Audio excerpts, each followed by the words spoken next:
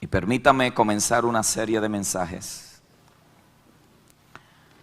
titulado El maravilloso Evangelio de la Gracia. Dígalo conmigo, el maravilloso Evangelio de la Gracia. Verso 12 al verso 18 del Evangelio según San Juan dice la palabra del Señor. Capítulo 1.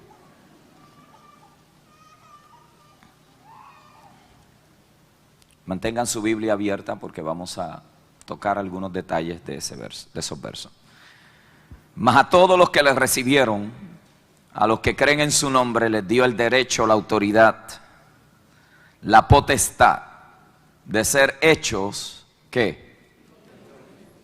Hijos de Dios, los cuales no son engendrados de sangre, ni de voluntad de carne, ni de voluntad de varón, sino de Dios. Diga conmigo, mi salvación es una obra absolutamente de Dios. Dígalo otra vez, mi salvación es una obra absolutamente de Dios. No hubo voluntad de varón, todo fue iniciado por Dios. Verso 14, y aquel verbo fue hecho carne y habitó entre nosotros y vimos su gloria, gloria como la del unigénito del Padre. Yo quiero que marquen esa declaración, lleno de gracia y de verdad. Juan dio testimonio de él y clamó diciendo, este es el que yo decía, el que viene después de mí es antes de mí porque era primero que yo. Porque de su plenitud tomamos todos, y marque eso ahí, gracia sobre gracia. Pues la ley por medio de Moisés fue dada, pero la gracia y la verdad vinieron por medio de Jesucristo. A Dios nadie le vio jamás. El unigénito Hijo que está en el seno del Padre, Él le ha dado a conocer. La serie de mensajes que comienzo hoy es el resultado de una profunda inquietud que ha estado en mi corazón por muchos años. Como uno que ha sido llamado a predicar el Evangelio de la Gracia, me preocupa el estado en el cual se encuentran muchos creyentes que profesan ser libres, sin embargo viven como esclavos. Me preocupa la falta de gozo, la inseguridad de la salvación, las frustraciones internas silenciosas que a veces cargamos, la falta de compasión, la actitud continua de juicio y de crítica, la hipocresía, la intolerancia, la falsa espiritualidad, la inflexibilidad, la búsqueda de aceptación por las obras de la carne y la falta de perdón. Me parece que muchas de estas cosas han sido producidas por enseñanzas y por predicaciones que se emiten desde nuestros cultos. Con esta serie me voy a tomar un riesgo, me voy a atrever, me voy a meter en terreno apache. Si usted quiere me cubre, si no el Señor me cubrirá. Pero me voy a tomar un riesgo, voy a ser amado y criticado. Amado por los que van a ser libres del sistema religioso, de la culpa y la vergüenza y la inseguridad que producen mensajes llenos de legalismo. Y voy a ser criticado por aquellos ante los cuales sus sistemas serán expuestos por la palabra del Señor. He salido con una misión. Vengo con un propósito. Yo no sé si me tome 3 domingos, 4 domingos, 3, 2, no sé. Pero vengo con una misión a predicarle a hijos que pudiendo ser libres están siendo intimidados por la vergüenza, por el temor y por la intimidación. Esta condición en muchas personas se debe al resultado de los mensajes y del trabajo de lo que voy a llamar los asesinos de la gracia. Hombres y mujeres que ocupan púlpitos, salones, grandes puestos que en vez de liberar a los oprimidos, los hacen más hijos del infierno, como tuvo el Señor que decirle a los fariseos de su tiempo. Talibanes encubiertos tras la falsa piedad, la espiritualidad externa y un sistema de reglas y dogmas donde el no sustituye el sí de Dios y la libertad en Cristo. Pero antes de que usted piense que estoy hablando de otra gente, en realidad estoy hablando de usted. Estoy hablando de nosotros. Y en esta serie Dios va a exponer nuestro fariseísmo. Dios va a sacar a la luz aquellas cosas que hemos mezclado, que han contaminado la gracia del Señor en el proceso, y nos va a libertar para poder disfrutar la experiencia maravillosa de conocer el evangelio de la gracia de nuestro Señor Jesucristo. Toda prédica tiene expectaciones y esta no es menos. Espero 4 cosas que sucedan en medio de esta serie de predicaciones. Número 1, espero una mayor apreciación del regalo de la gracia de Dios. Espero que entendamos lo que eso significa, lo que representa para nosotros, pero también para los demás. Espero que pasemos menos tiempo y energía criticando y preocupados por las decisiones de otros, en vez de concentrarte en la obra del Espíritu en tu vida. Espero que tengamos más compasión y seamos personas de menos juicio. Y también me parece que esta serie nos va a ayudar a dar pasos gigantescos ante la madurez y hacia la madurez que el Señor quiere que nosotros experimentemos en nuestra vida. La gracia de Dios nos da permiso para disfrutar quiénes somos. Diga esto conmigo: la gracia nos da permiso para disfrutar quiénes somos y lo que tenemos. Ser libre te da la libertad de disfrutar. Ser libre te da la oportunidad y el permiso para el sí. Y cuando yo leo los evangelios, veo a un Cristo del cual emanaba el sí, el permiso para celebrar la vida. En Puerto Rico estaba predicando en una iglesia y le decía al grupo de pastores y líderes que había, ¿cuántos de ellos habían visto un cuadro donde se encontraran a Jesús riéndose? Y todo el mundo no pudo contestar, la mayoría nunca había visto eso, pero dentro del grupo se levantó una pareja y dice: pastor, yo he visto uno de esos cuadros. Cuando se acabó el servicio, al otro día me traen un cuadro y precisamente era un Cristo sonriéndose. Cuando uno mira ese cuadro, hermano, es totalmente diferente a los cuadros y a los retratos mentales que nosotros tradicionalmente tenemos, que a un Cristo entre brazos y a un Cristo muriendo en la cruz. Cristo es mucho más que un niño entre brazos y colgando en una cruz. Cristo es la expresión máxima de la gracia de Dios ante el ser humano.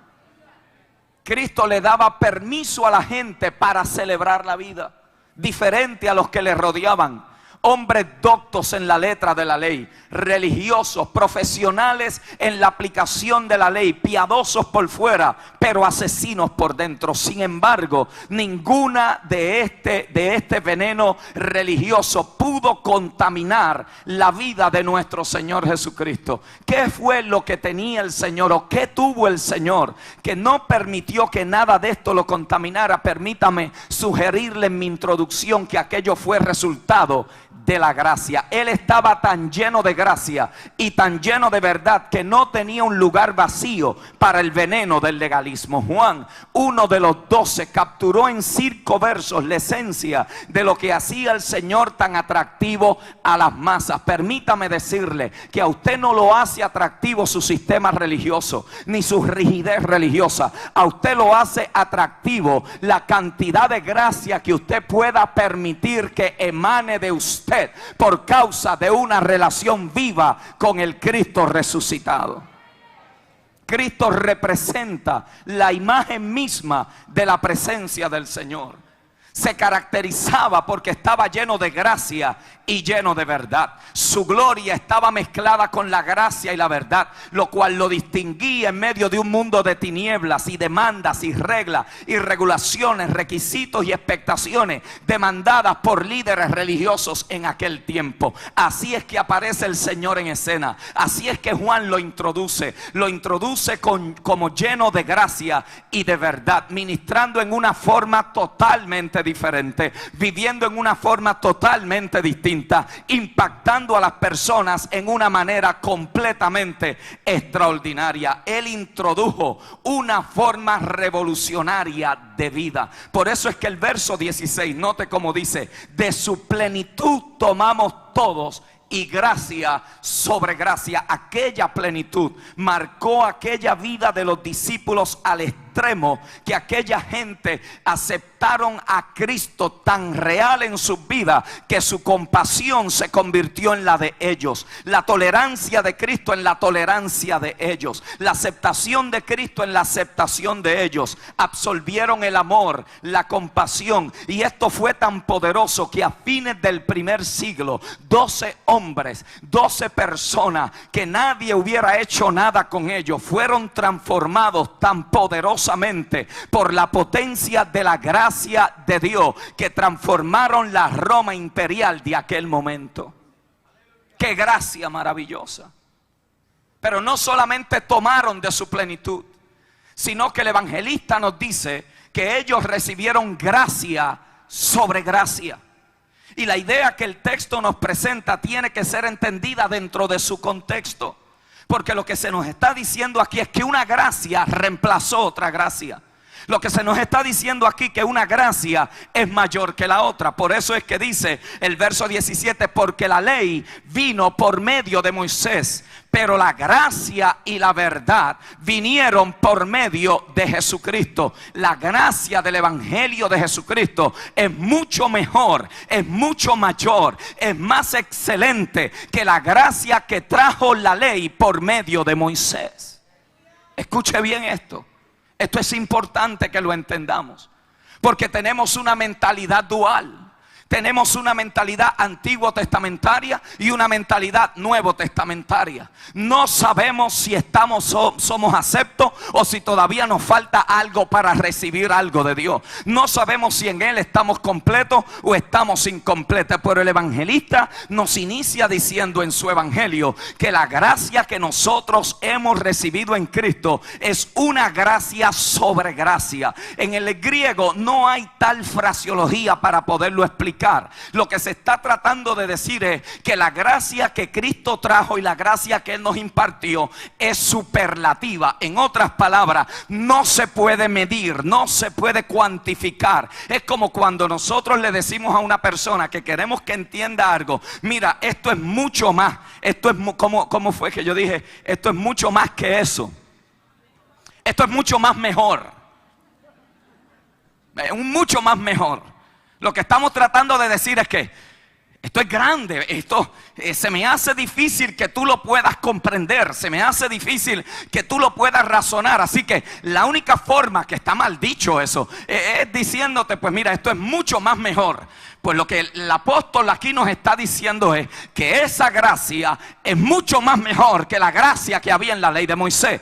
Es mucho más grande, es mucho más exquisita, es mucho más gloriosa, es mucho más extraordinaria, es superior a la ley, es más grande que la ley, es más extraordinaria que la ley, al extremo que la ley vino por Moisés y cumplió su propósito, pero la gracia de Dios vino por medio de Jesucristo, y esa gracia es transformadora. Si esta gracia consiste en perdón, bendición, protección, paz, prosperidad, santificación, redención. La ley bajo Moisés exigía reglas, regulaciones, requisitos. Todo era acondicionado. Usted tenía que hacer algo para recibir algo. Usted tenía que hacer para ser aceptado. Nosotros tenemos esta mentalidad, hermano, antiguo testamentaria. Por eso yo quisiera que cuando hablemos desde este púlpito entendamos la diferencia de dispensaciones que estamos viviendo. Dejemos a Jehová en el Sinaí y traigamos a Cristo al siglo XXI. Empezamos a tener una mentalidad nuevo testamentaria que nos ayude a entender el maravilloso sacrificio que Cristo trajo en la cruz del Calvario. Tenemos que entender esto. Muchos de ustedes llegaron aquí hoy para tener una experiencia con Dios, porque llegaron a la casa de Dios. Pero eso es Antiguo Testamento. Entonces vivimos una semana completa en inseguridad. Vivimos una semana completa en persecución porque el diablo te está persiguiendo. Vivimos una semana completa en temor y se nos ha olvidado que yo no vengo a la casa de Dios, yo soy la casa de Dios. Hay una gran diferencia. Por eso que cuando nosotros cantemos, mi amado hermano, aún para tratar de entender esto, y nuestros cánticos que están en el atrio y nos llevan al lugar santo y nos venden al lugar santísimo, permíteme recordarte que después que tú entraste al lugar santísimo en Cristo Jesús, en el tabernáculo celestial, tú no tienes que regresar al atrio. El atrio es una experiencia emocional. Entonces un domingo estamos en el lugar santísimo, el miércoles estamos en el lugar santo, el lunes volvemos otra vez al atrio y entonces no sabemos dónde estamos en Dios, no sabemos ubicarnos. Pero yo quiero decirte que hay gracia suficiente para poderte transportar del legalismo farisaico que los sistemas religiosos nos han metido dentro de nuestro sistema, al extremo que muchos de ustedes han llegado aquí en este día inseguros de su salvación, creyendo que llegan aquí incompletos. Pero yo he venido a recordar como un predicador de la gracia de Dios, que todo lo que tú necesitas ya Dios te lo ha provisto en la persona de Jesucristo. Que tenemos esta mentalidad. Entonces nos deleitamos leyendo los salmos, pero la mayoría de los salmos son experiencias de la ley. Son experiencias del Antiguo Testamento, donde los sacrificios de animales eran los que cualificaban a la persona para recibir el beneficio de Dios. Y gloria a Dios por el Antiguo Testamento, porque nos ayuda a entender en una forma sombra lo que iba a suceder gloriosamente en la persona de Jesucristo. Pero yo no quiero volver al Sinaí, yo no quiero volver a la ley, yo no quiero volver a los rudimentos, yo no quiero volver a las lunas nuevas, a los días de reposo, a los días de fiesta. Yo he sido bautizado en Cristo Jesús, el Señor de mi salvación, y en Él yo he recibido gracia sobre gracia. Esto es clave. Esto es clave. Esto es clave que lo entendamos. Porque de lo contrario vamos a ser juguetes de Satanás. Oiga bien. ¿Sabe cuántas iglesias el domingo se predica y el martes la gente ya está deprimida? Entonces, como hay predicadores que dependen de eso,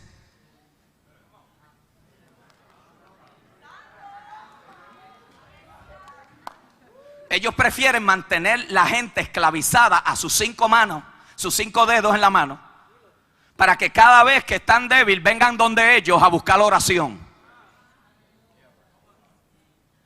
Entonces todos los domingos los creyentes necesitan fortaleza. Mire qué clase de ejército. Todos los domingos uno recibiendo fortaleza. Entonces estas son las prédicas. Yo he apagado el radio para no escuchar. Usted sabe lo que es uno salvo escuchando si estás débil, si estás triste, si estás deprimido, si estás cargado, si estás... Entonces la gente siempre está dependiendo de que otro venga, le imponga la mano para ellos ser libres. Cuando caminan con el libertador adentro, cuando caminan con la provisión adentro, cuando caminan con los recursos adentro, cuando tienen dentro de ellos a Cristo el Señor resucitado al tercer día, impartido a tu vida por la presencia maravillosa del Espíritu Santo, entonces nos mantenemos y venimos a la iglesia. Yo necesito hoy adorar para que Dios me bendiga. Tú andas con la bendición de antemano. Entonces nos mantenemos de esta forma. Voy para la casa de Dios para tener un encuentro con Dios. Antiguo Testamento. Voy para la casa de Dios para que Dios me bendiga. Antiguo Testamento. No necesitamos un templo para hacer casa de Dios.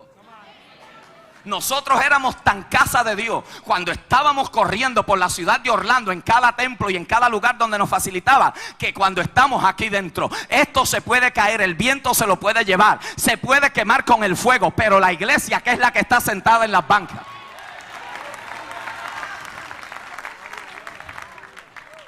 entonces la ley creaba una mentalidad de negocio. Era un negocio. Yo hago, tú me das. Tú dices, yo hago.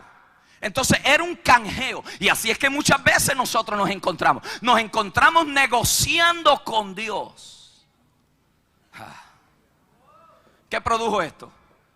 Ridículas expectaciones. Entonces los fariseos que se alimentaban de la inseguridad de la gente. Y que les gustaba mantener. Cristo los tuvo que confrontar. Nubes vacías, tumba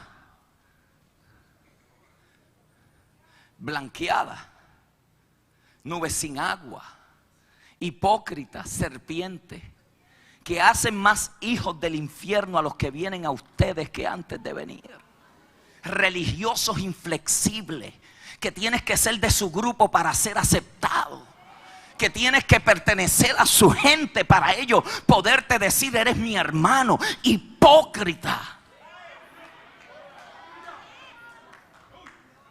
Si producía expectaciones, producía unas situaciones entre aquella gente y que producía que el resultado del servicio de ellos era motivado por la culpa y por la vergüenza, y no por el outflow, por el fluir de un corazón agradecido por lo que Dios había hecho por ellos. Esto satisfacía el orgullo farisaico, que se concentraba en la conducta externa y una constante vigilancia del bien y el mal, especialmente en otros. Por eso usted notará que los sistemas legalistas siempre están señalando. Por eso usted notará que en los sistemas legalistas mi espiritualidad yo la mido con la de él. Si yo vengo y oro más que él y vengo más que él al culto, entonces yo soy más espiritual, porque yo estoy haciendo mucho más que él. Basura del mismo infierno. Tú puedes venir aquí 7 días a la semana y ser más fariseo que los fariseos del tiempo de Cristo. Tú puedes estar aquí dando dinero hasta que te caigas para atrás y eres más hipócrita que los hipócritas del tiempo de Cristo. Esto no tiene nada que ver con lo externo. Esto tiene que ver con el corazón. Esto tiene que ver con la transformación interna. Por eso es que yo no me puedo comparar con nadie. ¿Por qué? Porque la vara de mi medida es Cristo el Señor. Y cuando yo me mido con Él, me doy cuenta de lo lejos que estoy del carácter, la santidad, la perfección de aquel que me amó. Pero como tampoco la puedo cumplir en mi carne, entonces Él viene y me la dice: te la doy por gracia. Como no puedo llegar jamás en mi carne a ser como Él, como jamás puedo llegar a vivir como Él en mi carne, entonces Él me dice: por cuanto todo eso para la ley era imposible, yo te lo voy a impartir por gracia. Por eso es que 1 Corintios 1:30 dice: porque Cristo ha sido hecho en nosotros y por nosotros santificación, justificación, redención. ¿Para qué? Para que la gloria no sea que nosotros hicimos, que nosotros hacemos. Mira, la contestación a tu oración no es la cantidad de horas que tú oraste, es por la gracia de Dios. La cantidad de tu bendición no es por todo lo que tú estás haciendo, porque de lo contrario, entonces nosotros nos podemos gloriar en que lo que nosotros hacemos en la carne. Es pura gracia de Dios. Es tanta gracia que es superlativa. Es gracia sobre gracia. Gracia sobre gracia. Porque hoy pudiste jurar 3 horas y mañana cuando oras 5 horas eres menos que cuando orabas 3 horas. Hoy pudiste venir los 3 días a la semana, pero cuando viniste un día a la semana al culto eres más que otros. No, esto es gracia de Dios superlativa. Gracia de Dios en Cristo Jesús revelada. Entonces los sistemas legalistas siempre se están midiendo. Y usted llega. Usted identifica, mire, los legalistas uno los huele.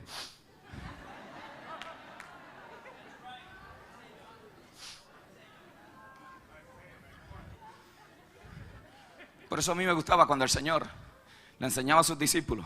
Le decía: miren lo que ellos hacen. Check them out. Así no será con vosotros. Esta gente, para ser reconocidos, lo que quieren es plataforma.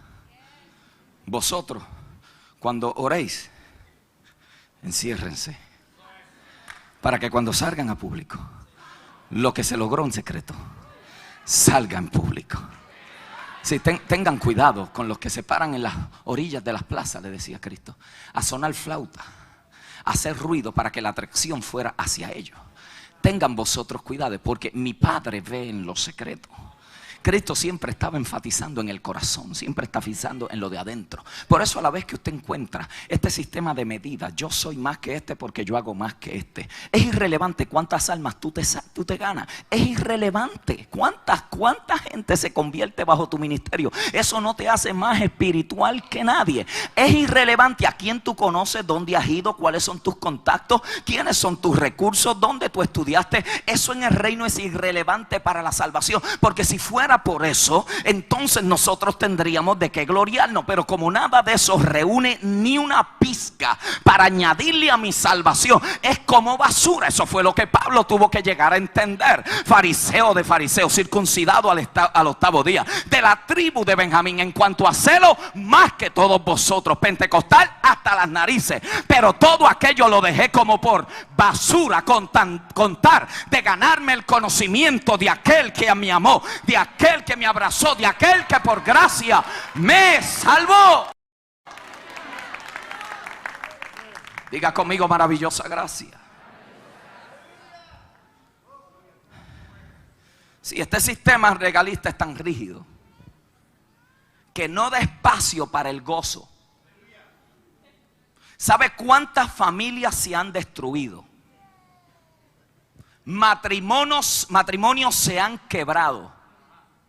Hijos están en el mundo por sistemas legalistas rígidos, fríos, inflexibles, que no permiten el sí de disfrutar la vida.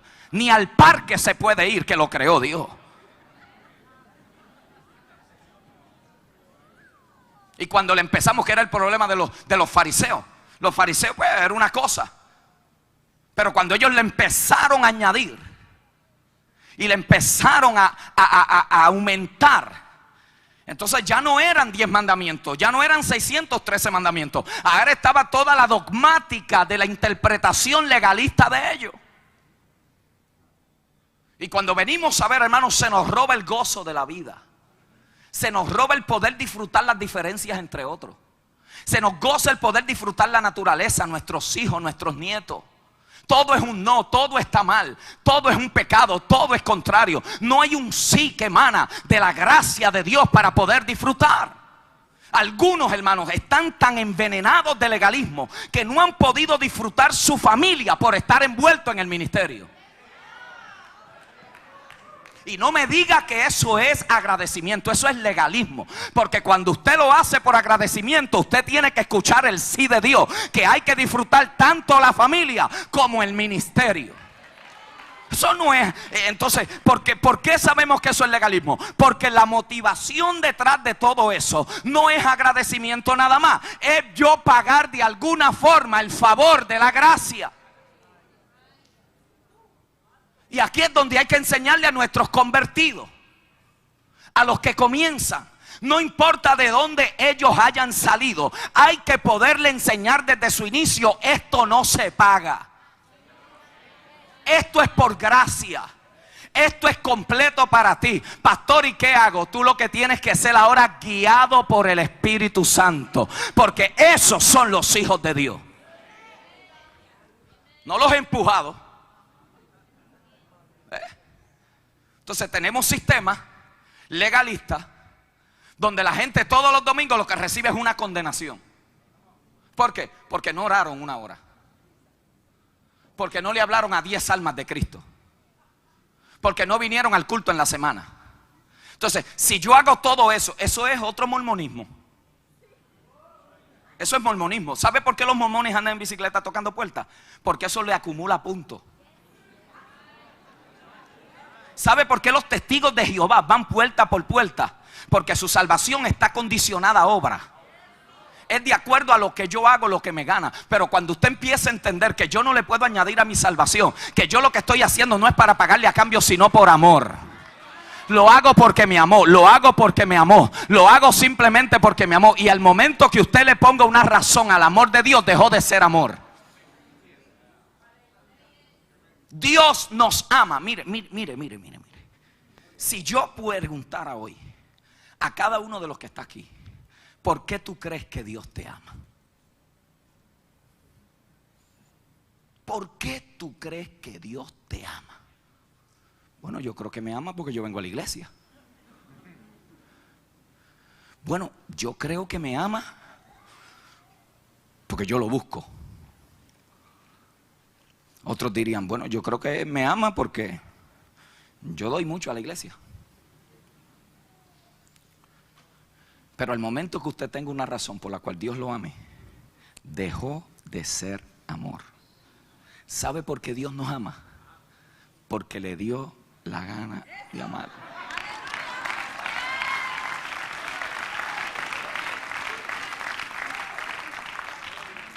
Eso se llama amor agape. ¿Qué es el amor agape? El amor que ama sin esperar a cambio nada. Pues ese es el amor que el Espíritu Santo derramó. Por eso el momento que usted le dice a su esposita, yo te amo porque tú,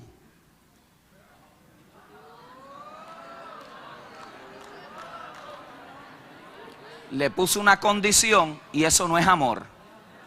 Eso es apreciación, cariño, estima. Cuando usted le dice a su esposo, yo te amo porque tú me entiendes, y cuando no te entienda. ¿Entendió lo que es agape? Es amor sin esperar nada a cambio. ¿Por qué tú me amas, Dios? Yo no tengo una explicación lógica que yo pueda expresar para poder entender el amor de Dios. Cuando Pablo se dio con la confrontación de esta pregunta, tuvo que poder decir, oh profundidad, oh la anchura, oh lo amplio de este amor. ¿Quién lo podrá comprender? Que me amó de tal forma que aun cuando yo estaba muerto en delitos y en pecados. Mire, si cuando yo estaba muerto en delitos y en pecado Él me amó, ¿qué nos hace pensar que después que yo le recibo como Señor y Salvador de mi alma me va a amar menos? El problema es que venimos a un sistema legalista de donde muchos de ustedes provienen y creen que la salvación dependía de todo lo que usted hacía. Pero yo he venido a recordarte y a libertarte que la salvación tuya no depende de lo que tú haces, depende de lo que Él hizo. En la cruz del Calvario entregó su vida por ti y allí te rescató. Yo no vine aquí hoy porque tengo una cuota religiosa y tengo temor de perderme. Porque si me hubiera quedado en casa, estuviera tan salvo. Voy para terreno Apache.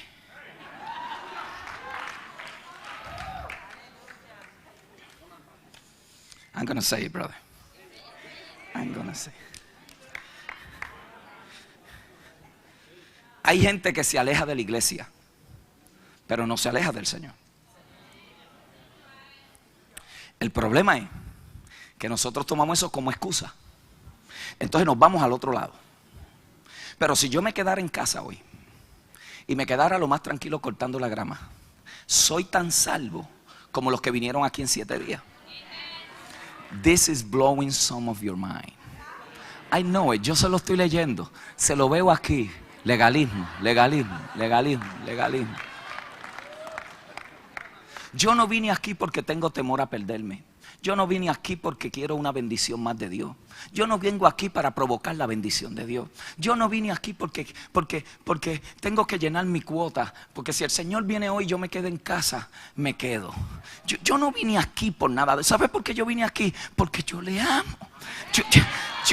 Yo vine aquí simplemente, nadie me forzó, no me siento culpable, no estoy en condenación, no estoy en juicio, no hay quien me pueda acusar, no hay quien me pueda señalar, mi conciencia está limpia, no estoy haciéndolo por obra. Yo vine aquí hoy, ¿sabe por qué? Porque le amo, y expresándole mi amor, voy al lugar donde todos los que le aman conmigo nos congregamos semanalmente, o 7 días en la semana, o 3 días en la semana, para expresar nuestro amor hacia Él.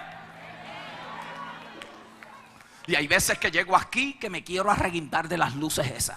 Y hay veces que no me quiero levantar de ahí. ¿Sabe cuándo me ama más? En ningún momento. Me ama igual que cuando estoy sentado, como cuando estoy ahí pegado en una bombilla. Me ama tanto como cuando tengo para dar diezmo, como para cuando no tengo para dar diezmo. Me ama tanto cuando vine aquí gozoso y alegre y sirviéndole con una devoción extraordinaria, como cuando las emociones me traicionan y llegué aquí deprimido. Me ama tanto cuando estoy en salud como cuando tengo un cáncer terminal. Me ama tanto.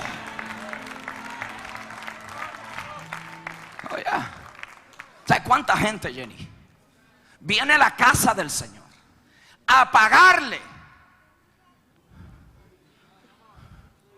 That's the language. Es que yo tengo que pagar. Y tenemos esta mentalidad católica que nos hemos arrastrado sin cuestionarla. Y muchos de ustedes piensan que cuando están pasando por una prueba y no han sido madurados en la gracia, que de alguna forma eso es un castigo de pecados que hicieron 20 años atrás. Y eso es lo que es la consecuencia de la decisión. Pero cuando tú llegas ante Dios y le preguntas, ¿tú te acuerdas del pecado que yo cometí? Él dice, ¿cuál? ¿Cuál? ¿De qué pecado tú me hablas? Tú no te acuerdas de... Sí, porque nosotros los guardamos con fecha. Los guardamos, le ponemos nota, le hacemos adendum, lo guardamos y sabemos quién estaba, quién no estaba, a qué hora del día fue que cometí aquel pecado, qué era lo que estaba sucediendo en mi vida en aquel momento. Y cuando tú vas con todos esos detalles, ¿cuál? ¿Cuál? Porque yo te dije que no solamente yo te iba a perdonar, yo te dije que no me iba a acordar. Yo te dije que no los iba a traer más a mi memoria, que te los iba a limpiar tan blancos como la lana. Oh my God, que te iba a hacer tan santo que tú mismo te sorprenderías de la obra que yo iba a hacer en ti. El problema, mi amado hermano, es que esto es difícil entenderlo con una mentalidad de legalista. ¿Por qué? Porque nosotros somos seres que estamos acostumbrados a trabajar por lo que tenemos. Y hay un refrán público que dice: if it sounds too good to be true, usually it's not true. Déjame revertirlo, porque a mí me parece que es el único evento en la historia de la humanidad donde if it sounds too good to be true, it's true. Porque esto no depende de voluntad de varón. Esto no depende de voluntad humana. Esto depende de la gracia extraordinaria y maravillosa del Cristo resucitado. Él me amó aunque a usted no le guste. Él me ama como soy, con imperfecciones, con inseguridades, con temores, con ¡oh Dios! Él me amó. Entonces, estos sistemas rígidos, la gente no disfruta. No disfruta la salvación. ¿Cómo fue que tú dijiste? Pelean la salvación. That's the word. Pelean la salvación. En vez de recibirla, la luchan. Luchan la salvación. Nunca están seguros. Ustedes escuchan esta frase: ¿cómo estás ahí tratando de servirle al Señor? You can do that. You can do that. Porque si le estás tratando, lo estás haciendo en tu carne. Tienes que servirle al Señor. Ese es el problema, que nosotros tratamos. Entonces no nos damos permiso para disfrutarla. No nos damos permiso para celebrar nuestra salvación. No, mire, hay sistemas religiosos, iglesia, que usted no puede ser usted. Si se ríe mucho es pecado, si no se ríe es un entorunado.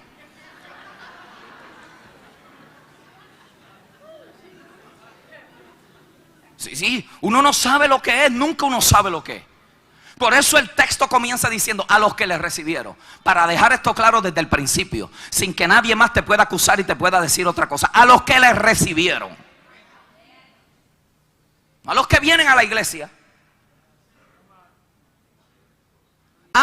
que le recibieron, a estos se le dio el derecho, la potestad, la autoridad de ser hechos hijos de Dios.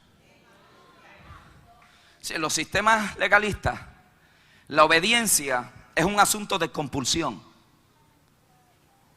un asunto de compulsión en vez de un fluir motivado por amor. Pero cuando llegó la gracia y la verdad a través de Cristo, se comenzó una revolución para libertar a los cautivos de la religión. El temor fue reemplazado, el temor motivado por la culpa fue reemplazado por una simple motivación de seguirlo y amarlo. ¿Usted se imagina Cristo pasando y diciéndole a los discípulos: sígueme, sígueme? ¿Qué diferencia? Los fariseos le hubieran puesto 100 condiciones para poder cualificar. Cristo los llamó por gracia.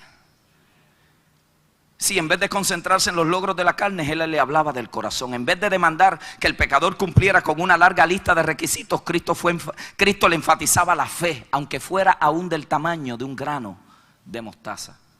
La religión rígida y estéril fue reemplazada por una relación motivada por la gracia. Diga conmigo: maravillosa gracia. Si la gracia y la verdad que Él trajo son libertadoras. Juan 8:32 dice: y conoceréis la verdad, y la verdad os hará libre. Interesante notar que el Señor nunca usó la palabra gracia. Sin embargo, la enseñó y la vivió al máximo. A la mujer sorprendida en adulterio le extendió la gracia. Sin embargo, al joven rico lo confrontó con su propia ley. Al leproso le manifestó gracia al tocarlos. A los fariseos los confundía con parábolas. Y cuando empezamos a entender el término de lo que la Biblia expresa como gracia, hermano, en el griego es doblarse, es condescender. Y la idea que se presenta es favor condescendiente. Y quizás lo más cerca que nosotros podemos para tener una ilustración clara de esto es cuando un rey va en su carroza y uno de los del pueblo está en el camino y el rey pide que se detenga la carroza. Él se baja de su carroza con toda su corona, con toda su vestidura, y va y toca a uno del pueblo, tocó a uno de menos rango. Eso es lo que es gracia. Gracia es doblarse, gracia es bajarse. Dios lo que hizo fue que se dobló hacia nosotros, se dobló tanto que tomó forma de nosotros para venir entre nosotros, para sufrir lo de nosotros, para padecer lo de nosotros, para que fuera por absoluta gracia. Mire, busque en Efesios capítulo 2. Efesios capítulo 2. Mire lo que aquí habla la palabra del Señor. Oh God. Efesios 2, 4 y 5. Oh, hermano, es que hoy hay unas, hermano. Cuando salía de aquí, una hermana me dice: pastor, gracias por haberme libertado en este día. Gracias, gracias. Yo salí de aquí libre hoy. ¿Sabe cuánta gente llega al culto, hermano? Con un sentido de falta, con un sentido de culpa, de vergüenza. ¿Sabe cuánta gente padece esto, hermano? Mire lo que dice la Biblia. Verso 4 del capítulo 2 de Efesios. ¿Está ahí conmigo? Pero Dios, que es rico en misericordia, por su gran amor con que nos amó, aún estando nosotros muertos ¿en qué? En pecados, nos dio vida juntamente. ¿Con quién? Con Cristo, por gracia. Sí, eso está entre paréntesis en su Biblia, ¿verdad? Lo que pasa es que si ese paréntesis no se pone, no íbamos a entender lo que eso implicaba, porque ahí se hubiera quedado incompleto.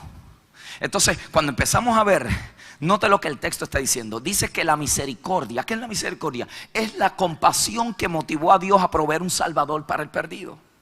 Si la misericordia sola hubiera podido salvar, la muerte de Cristo hubiera sido innecesaria. Esto es lo que tenemos que entender. Dios tiene suficiente misericordia para poder salvar a la humanidad sin la necesidad de una muerte. Pero la misericordia no era suficiente. ¿Por qué? Porque tenía que estar mezclada con el amor. El amor era el plan que estaba movilizando todo el plan que Dios estaba trazando para la salvación de la gracia humana, de la raza humana. Pero la misericordia y el amor todavía le faltaba algo. ¿Por qué? Porque la santidad de Dios exigía y demandaba que lo que fuera a ocupar el lugar de la salvación del hombre fuera absolutamente perfecto y santo. Y cuando miraron, nadie cualificaba para tal requisito. Por lo tanto, aquí está Dios con su misericordia, aquí está Dios con su amor, pero no puede hacer nada todavía. ¿Por qué? Porque no había quien reuniera los requisitos. Pero un día en la eternidad, en el eterno pasado, en la corte celestial, el Hijo se levantó y dijo: yo ocuparé el lugar de los pecadores. Por eso es que 2 Corintios 5:21 dice: el cual no hizo pecado, pero se convirtió en pecado por causa de nosotros. Esto es un texto, hermano, que a mí me revolucionó cuando yo me convertí, cuando me choqué con esta realidad de que Él no cometió pecado, pero los míos los pagó Él en la cruz del Calvario. Y no había nadie, pero el Hijo se dio. Dios entonces, por amor, inició un proceso en su economía divina y empieza a trazar un plan, todo aquello para señalar un tiempo, un lugar, un espacio, un momento en la historia donde el Emanuel tendría que venir. Dios con nosotros haría aparición, entraría a la historia, rompería tiempo y espacio. El apóstol, tratando de comprender esto, dice: porque el cual, siendo en forma de Dios, no tuvo esto a cosa como que aferrarse, sino que se despojó a sí mismo y tomó forma de siervo, humillándose hasta la muerte, y la muerte de cruz. En aquel momento apareció Cristo en la historia, cerca de 2000 años atrás, de los cuales hoy hay una película que está tratando de captar aquellas escenas gloriosas que allí sucedieron. Nadie cualificaba, nadie reunía los requisitos. Nosotros éramos los que debíamos de haber sido castigados. Nosotros hubiéramos pagado el castigo de nuestra paz. Nosotros hubiéramos sido los que hubiéramos sido enjuiciados. Pero allí estaba el Hijo. Él tomó mi lugar. Él fue la propiciación por mi pecado. Él fue a la cruz por causa de mi pecado. Y aquel bendito día, después que resucitó al tercer día, introdujo la gracia maravillosa. La gracia, entonces Dios dice ahora: por cuanto tú estás dispuesto a salvar a la humanidad, y en ti yo no encuentro pecado, en ti no hay falta. Por eso es que el escritor del libro de los Hechos y Hebreos dice: el cual no tuvo pecado ni se relacionó con el pecado. Allí aparece en escena y el Padre dice: ahora todos los que a ti te reciban, no lo que ellos hagan, todos los que a ti te reciban tienen el derecho, la potestad, tienen el honor de ser hechos hijos míos. Ahora todo lo tuyo será de ellos y todo lo de ellos será tuyo. Hagan un intercambio: tu pobreza por tu riqueza, su enfermedad por tu salud, su miseria por tu bendición. Y cuando usted vino y abrazó a Cristo en aquel día, eso en teología se llama salvación, santidad imputada. Todo lo que Él hizo y todo lo que Él era se le imputó completamente a usted en aquel día que usted lo recibió. Usted no es más santo hoy que lo que era cuando se convirtió. Lo que ha cambiado es que usted conoce mejor cómo caminar en la santidad de Dios. Pero en aquel día que usted se convirtió, el Padre dijo: es tan santo como mi Hijo, porque si lo veo aparte de mi Hijo lo tengo que matar, porque está imperfecto, está incompleto, pero en mi Hijo Él está completo. Maravillosa gracia, maravillosa gracia. Por eso busque el libro de Romanos. Mire esto, hermano, libro de Romanos. Oh, yo le he pedido a Dios que me ayude esto, hermano. Van a ser 4 o 5 mensajes que nos van a libertar. Esta es la introducción, la base para entender que, hermano, que lo que tenemos nos ha sido dado por gracia. Que cuando venimos aquí no tenemos que perform, no tenemos que actuar nuestra salvación. Tenemos que disfrutarla, celebrarla. Yo vengo aquí por amor, no vengo por temor. Yo no tengo temor a perderme. Yo sé que muchos de ustedes están preguntando: sí, pero si uno se va, ese es el problema. Siempre están pensando en la ley, siempre están pensando en lo que no es. ¿Por qué no te pones a concentrarte en lo que es? En lo que tú eres, en quien tú eres, en lo que Él ha hecho, en lo que Él hizo, en lo que Él ha dicho acerca de ti. Sí, pastor, pero es que yo soy imperfecto. That's the point. Por cuanto tú eres imperfecto, Él es perfecto. Y si Él está en ti, su perfección es tu perfección.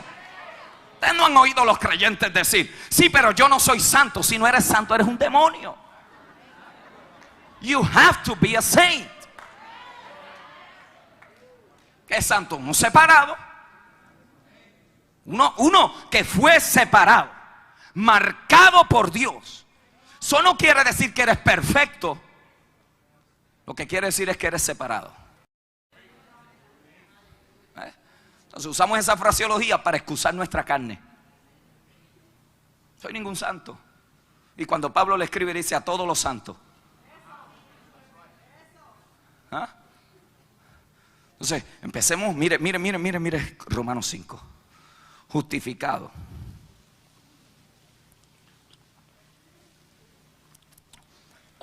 En inglés me gusta más la palabra, porque es righteousness. Es una palabra compuesta, right standing. Yo estoy delante de Dios hoy. Yo estoy bien parado. Pastor, pero ¿quiere decir que usted es perfecto? No.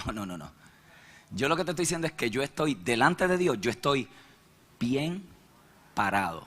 Justificado pues por la fe. ¿Fe en quién? En el que murió por mí. Entonces, cuando el Hijo se para ante el Padre lo ve y dice, en Él yo tengo complacencia. Y cuando viene Tommy Moya y se para delante del Padre, el Padre dice, en Él yo tengo complacencia. Porque yo no estoy viendo las imperfecciones de Tommy Moya, yo estoy viendo a mi Hijo en Él. Justificados pues por la fe, tenemos paz. Paz para con Dios. ¿Por medio de quién? ¿Usted cree que Cristo sufrió el castigo por nuestros pecados? ¿Usted cree? Mire, déjeme enseñarle algo en Isaías 53. Búsquelo. Isaías 53.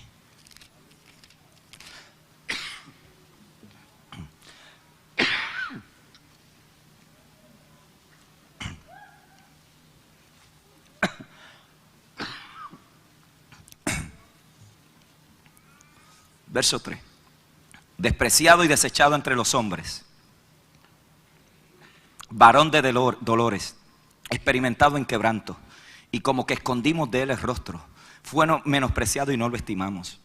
Ciertamente llevó él nuestras enfermedades y sufrió nuestros dolores, y nosotros le tuvimos por azotado, por herido de Dios y abatido. Mas él herido fue por nuestras rebeliones, molido por nuestros pecados. Molido por nuestros pecados. El castigo de nuestra paz fue sobre él, y por su llaga fuimos nosotros curados. Todos nosotros nos descarriamos como oveja, cual se apartó por su camino, mas Jehová cargó en él el pecado de todos nosotros. Angustiado él y afligido, no abrió su boca. Como cordero fue llevado al matadero, y como oveja delante de sus trasquiladores enmudeció y no abrió su boca. Por cárcel y por juicio fue quitado, y su generación ¿quién la contará? Porque fue cortado de la tierra de los vivientes, y por la rebelión de mi pueblo fue herido. Y se dispuso con los impíos su sepultura, mas con los ricos fue en su muerte. Aunque nunca hizo maldad, ni hubo engaño en su boca. Con todo eso, Jehová quiso quebrantarlo, sujetándole a padecimiento. Cuando haya puesto su vida en expiación por el pecado, verá linaje, vivirá por largos días, y la voluntad de Jehová será en su mano prosperada. Verá el fruto de la aflicción de su alma, y quedará satisfecho. Quedará satisfecho. Por su conocimiento justificará mi siervo justo a muchos, y llevará las iniquidades de ellos. Pablo entonces dice, por la fe en él tenemos paz para con Dios. ¿Por qué? Porque él pagó todo el castigo que yo me merecía. Él lo llevó sobre él. Oye esto, Romanos 8. No, quédate ahí en Romanos 5. Y mira esto. Romanos 5. Mira esto. Verso 2. Por quien tenemos entrada por la fe. ¿A qué gracia? A esta gracia, en la cual estamos ¿qué? Firmes y nos gloriamos en la esperanza de la gloria de Dios. Yo le decía a la iglesia esta mañana que esa palabra gloriarnos en la esperanza es boasting.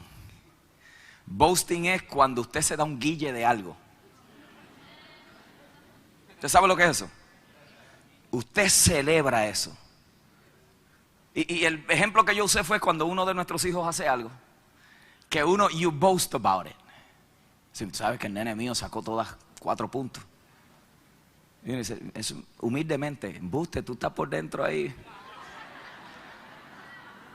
You're boasting about it. ¿Usted sabe lo que está diciendo ahí? Pablo dice, yo tengo guille de ser salvo. Yo me glorío. Yo me doy el guille de que soy salvo. Yo no estoy tratando de ser salvo, yo no estoy diciendo que yo voy a ser salvo, yo no estoy diciendo que quizás voy a ser salvo, yo estoy gloriándome desde ahora. Yo tengo guille de ser salvo, yo tengo guille de servirle a Cristo, yo tengo guille de que en Él estoy completo, yo me estoy gloriando en esto. ¿Y qué usted hizo para poder sentirse de esa manera? Absolutamente nada. Este es el guille mío, que yo sin hacer nada, Él lo hizo todo por mí. Pero ¿qué es lo que yo tengo que hacer? Lo único que tú tienes que hacer es recibir lo que Él hizo por ti. Nada más que eso, absolutamente nada más que eso. Por eso es que es por gracia, y es gracia sobre gracia. Y si usted trata de pagar el favor de la gracia, contaminó la gracia. Entonces yo le sirvo no para pagar lo que Dios hizo, sino porque le amo, por lo que Él hizo conmigo. Romanos 8.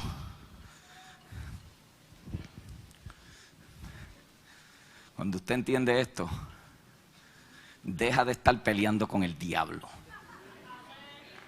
Sí, esta malicia que se ha metido en la iglesia, peleando con uno derrotado. Yo no estoy ignorando sus maquinaciones. Eso es lo que dice la Biblia. Yo no estoy ignorando sus maquinaciones. Sí, en la guerra espiritual. Enseñaba yo en Puerto Rico y le decía a la gente, esto es guerra espiritual, gritándole a los demonios. Listen. Esto los va a libertar a muchos de ustedes que se leen libros fuera de contexto teológico. La guerra espiritual más poderosa que existe. Usted ha notado a Cristo, espíritu de fulano, yo te reprendo. ¿Verdad que no? Usted no lo ve en la Biblia. Usted no lo va a encontrar en la Biblia. Porque la guerra espiritual o la lucha espiritual, porque no es ni una guerra, la guerra se ganó. Es una lucha. Pablo dice, no tenemos lucha. Lucha y guerra no es lo mismo. La lucha que tenemos no es contra carne y sangre. Pero si usted lee ese capítulo desconectado de los primeros 5, no lo va a entender jamás. Porque del capítulo 1 al capítulo 3, Pablo empieza diciendo nuestra posición en Cristo. Del capítulo 3 al capítulo 5, Pablo dice nuestras responsabilidades como creyentes. Y luego él dice, por lo demás, hermanos míos, en otras palabras, lo que le vengo diciendo anteriormente tiene su culminación en esto. Por lo demás, fortaleceos en el Señor y en el poder de su fuerza, porque no tenemos lucha contra carne y sangre. Pero si usted lee los versos anteriores, toda la guerra espiritual o la lucha espiritual que se desata, se combate efectivamente cuando usted está caminando en obediencia a los canales de autoridad que Dios ha establecido. Por eso es que el verso anterior empieza a decir, esposos, amar a vuestras esposas, esposas, sujetarse a sus maridos, hijos, obedecer a vuestros padres, los esclavos, sométanse a sus amos. Por lo demás, ¿qué es lo que Pablo está diciendo? Si usted está fuera y desconectado de autoridad, usted puede gritar todo lo que quiera, las orejas se le caen de lo colorada que se le pusieron, la sangre, las venas se le hincha por aquí y los demonios se nos están riendo en la cara. Entonces hacemos conferencias de guerra espiritual donde todo el mundo está desconectado, fuera de autoridad, esposos con esposa peleando, hijos rebeldes dentro de la casa. ¿Qué autoridad espiritual nosotros vamos a tener para combatir con eso? Por eso ustedes no ven a Cristo Cristo perdiendo tiempo gritándole a los demonios, sino que cuando él llegaba a un lugar y había una invasión diabólica, como él estaba bajo la autoridad del Padre, lo único que tenía que hacer era ejecutar su autoridad, ejercer su autoridad y echar fuera a los demonios. Y cuando el diablo vino contra él, él le dice a los discípulos: yo me voy de este lugar porque el malo nada tiene contra mí.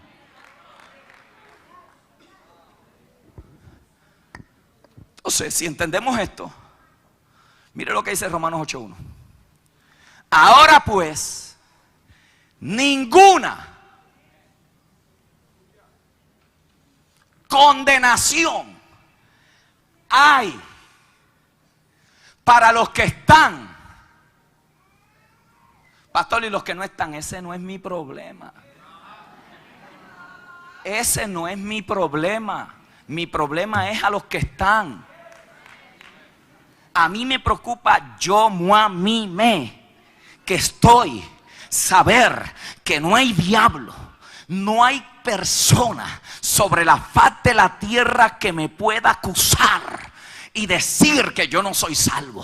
Yo soy salvo de los pies a la cabeza, aunque no me parezca a ti. Yo soy salvo por dentro, por fuera.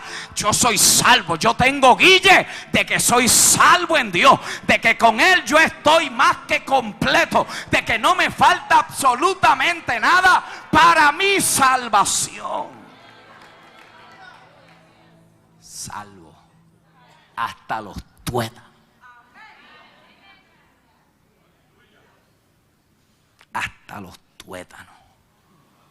No estoy tratando de ser salvo. Soy salvo. No estoy inseguro si me voy a salvar o no. Yo me voy a salvar. ¿Sabe por qué? Porque soy salvo. ¿Se entendió eso? Es un producto de quienes somos y de lo que tenemos. Permítame cerrar con esto, ya los despido. El secreto de una vida santa, gozosa, libre y productiva, descansa en el conocimiento de la gracia y en la fe en nuestra gloriosa posición en Cristo. Aparte de eso, usted vivirá condenado, inseguro e incompleto. Ya no estamos en Adán, sino en Cristo, en el segundo Adán. Escuche esto: tendremos recompensas por fidelidad y santidad práctica.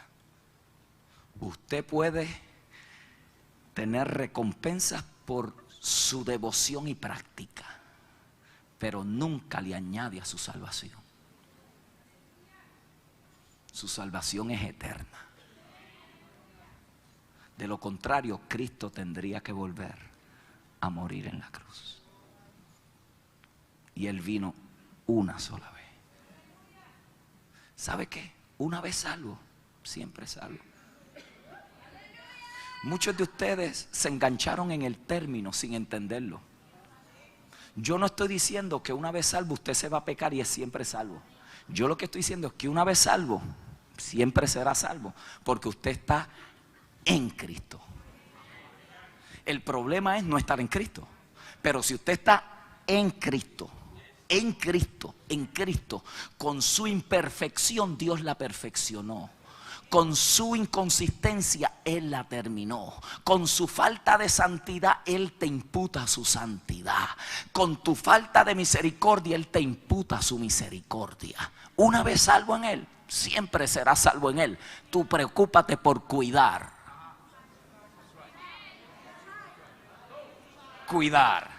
esta salvación, no por temor a perderla, sino para seguir creciendo en el conocimiento y la gracia del Señor. ¿Sabes cuántos creyentes con temor? Usted sabe lo que es vivir. Es como una vez yo tenía unos testigos de Jehová que fueron a casa. Y entonces me dijeron: pero tú sabes que los que se van a salvar son 144,000. Y yo le dije: ¿y de qué tribu tú eres? Porque tú pareces puertorriqueño. ¿De qué tribu tú eres? Bueno, o sea, yo estoy ahí trabajando. Porque entonces yo voy a ver si alcanzo la salvación. Son los testigos de Jehová. Pero usted sabe cuántos pentecostales hay así. Esto es tan así. Los otros días vino alguien a decirme, tú sabes que tu nombre en el hebreo significa qué sé yo qué.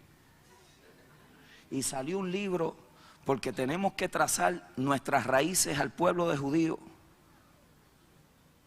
Entonces, si encuentras tus raíces en el pueblo judío, eso te da. Excuse me. La última vez que yo leí mi Biblia, dice que en quien yo tengo que ser hallado es en Cristo. Y una vez, cuando Dios va a buscar, Él no va a buscar en qué tribu yo pertenezco. Él va a preguntar dónde están los que están en mi hijo. Los que son de mi hijo. Porque a los que le recibieron, a esos le dio potestad de ser hechos hijos de Dios. Y esto no es voluntad de varón. Esto es voluntad del Padre. Engendrados por la misma voluntad de Dios. Gracias a Dios por el maravilloso evangelio de la gracia, que siendo aún yo pecador, Él me perdonó. No solamente me perdonó, sino que su gracia cubre mis imperfecciones, porque no solamente me perdona, sino que me preserva. En su gracia, Pedro, estamos seguros. El maravilloso evangelio de la gracia. Yo sé que muchos van a salir por ahí diciendo, el pastor no ya dijo que una vez salvo, siempre salvo. No, I know, es con menos que eso y me han acusado ya. ¿Cuántos están en Cristo?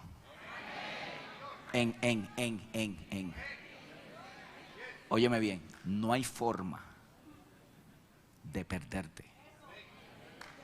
Pastor, pero si me voy al mundo a pecar, brega tú con Dios ese asuntito. Porque si yo fuera tú, no me tomaría ese riesgo.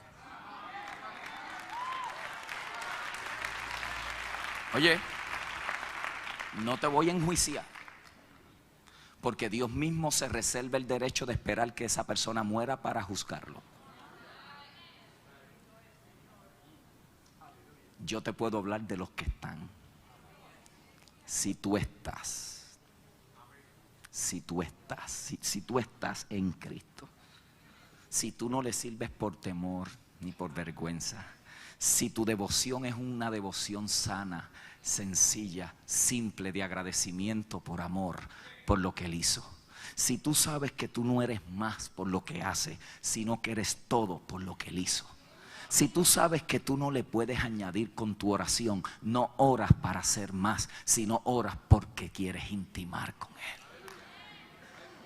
Si tú estás en Cristo, ni la vida, ni la muerte, ni lo alto, ni lo bajo, ni los ángeles, ni las potestades, ni ninguna cosa creada nos podrá separar del amor de Dios que es en Cristo Jesús, Señor nuestro. ¡Ja! Yo no sé si esto a usted le saca una alabanza. Yo no sé si esto a usted le saca un aleluya. Yo no sé si a esto a usted le saca un gloria a Dios. El saber que de su mano nadie me podrá sacar.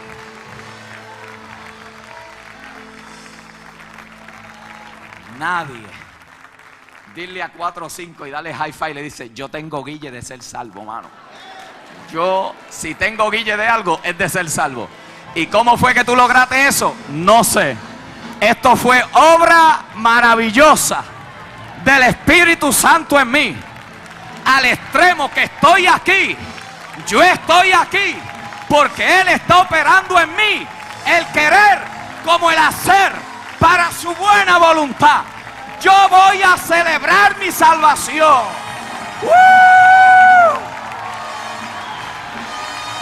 My God, dale una alabanza. Celebra quién eres. Celebra lo que ha hecho Él por ti. Celebra, celebra, celebra tu salvación. En Él estamos completos. Pastor, pero me falta, a mí también. A mí también. Me falta un montón. Pero en Él, Lilian, estamos con Mark, en Él. Germán, Reiner, Rey, Euclides, Charlie, en Él estamos completos. Y estoy tan completo y tan completo que Dios anticipó mi próximo pecado. ¿Y sabe lo que hizo? Me proveyó el abogado antes de la falta. Y viene y dice, por eso es que es gracia sobre gracia.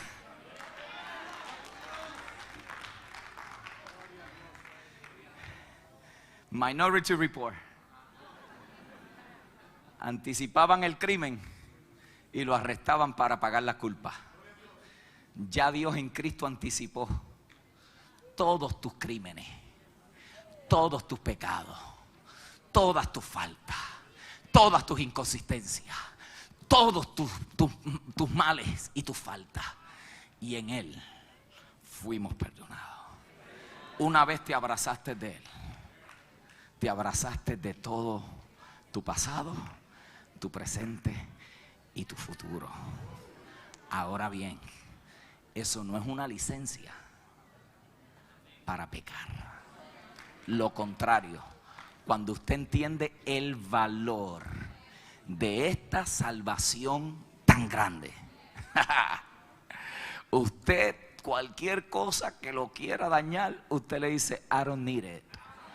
This is too big to miss it. This is too good to change it.